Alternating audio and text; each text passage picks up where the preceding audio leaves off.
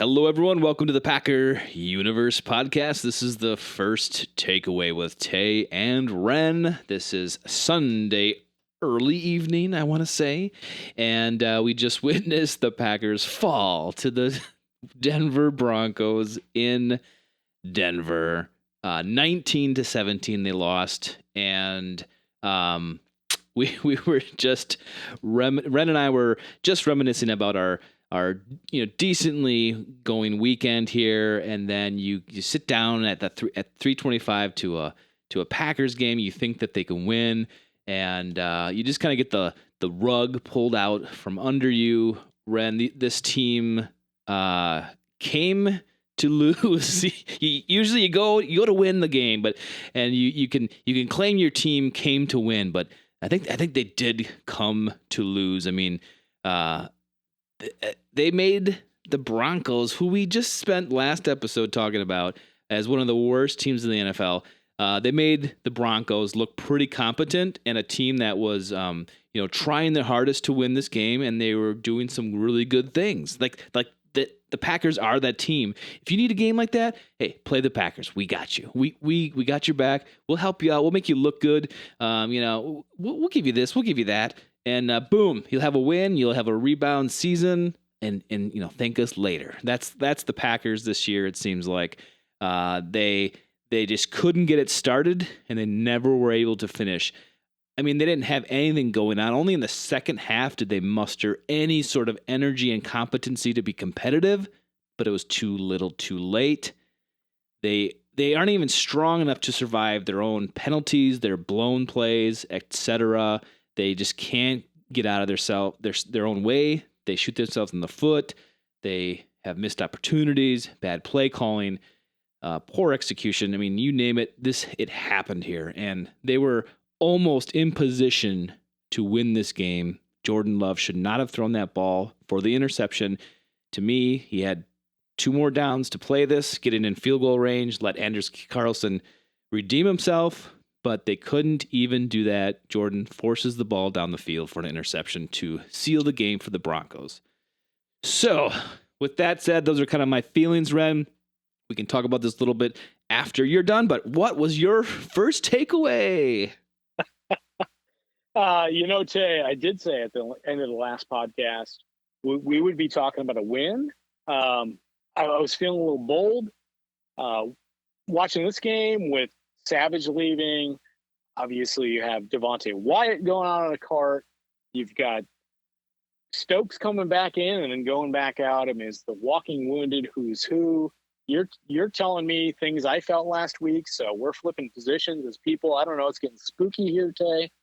But getting down to actual. You were talking about fall off the mic and the earthy smells. Well, this team's back to earth, Tay. But I don't know if we're even at like earth level. Like let's just bury us, because you just lost to arguably one of the worst teams in the NFL. The Packers didn't show you a whole lot. They're keeping that streak going. I don't know, is it 4 weeks now of 3 or less points in the first half? Well, good job. Well done. Yep. Congratulations. You completed that task once again. Yes. I don't know. Yeah, Jordan and the offense came to play a little bit in the second half. I think on their first 3 second half possessions, they scored points. I mean, they were doing everything you need to do, but where's that in the first half? Where's it been in the first half? The defense did some, I guess, admirable things, allowing them to the first only 9 points when it could have gotten ugly early. True. Yes. I didn't see anything that jumped off the page today from anybody on this football team. Defense, special teams, offense. I mean, Anders Carlson misses his first of the year. Yeah. Not expected, but there's the win. I mean, yikes, Day. You just lost to a really pathetic football team. So what does that make you? It makes you bad, Ren. Now we are 2-4, and so is Minnesota, and Chicago's right behind you at 2-5. Look at that. So if you are not careful, you could be literally the bottom of the NFC, which a lot of people put the Packers at. not really knowing anything, but it turns out that could be exactly true. So the Packers were on a bye week last week. Before that, they had an extended bye week between games. This team came out of almost 2 weeks of off time flat. Just want to interrupt and Yeah. love that point, but keep going.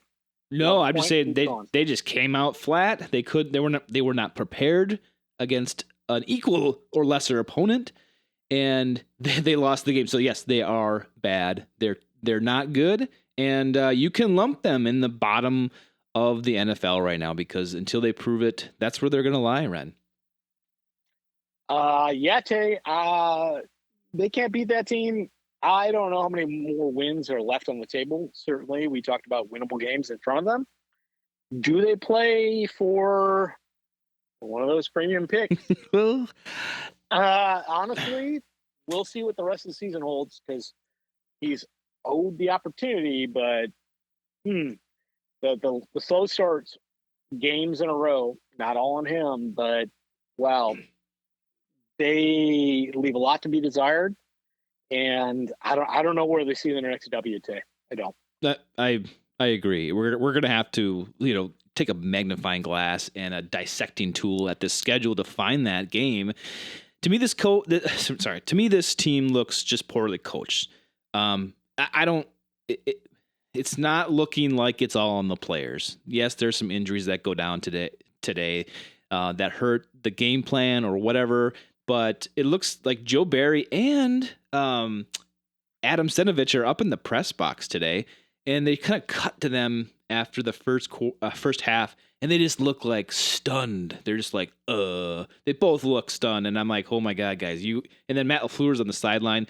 He's like getting upset at things, and I'm like, dude, this is your team. This is your job to get this right here.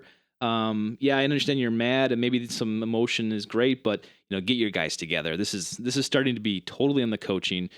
Jordan Love had a whatever game. It was one bad decision really to me at the end there. Don't do that. You did say, Tay, I'll interrupt. You did say real bad decision. He should not have done that. No. He should have played for the next down. That's what I heard you say. 100%. And so where is that coaching? It's like, hey, if I'm Matt LaFleur, Jordan, just don't throw an interception. We've got this. Actually, we have this. If we just go down and get into field goal range, please don't do what you just did. And you did it the game before on the Raiders. You could have forced some things. Don't do that here. Let's just play it calm, play it cool. Let's get down there. But nope. I put that one on Jordan. It's gonna be a long season if this is what the Packers are going to do every week. So yeah, you're right. What game is the next win? We don't know. I think the coaching has a lot to do with it. I'm going to be listening to all the interviews this week because although I always rely on the eye test, Ren, I watch these games. I want to see with my own eyes what's happening on the field during play.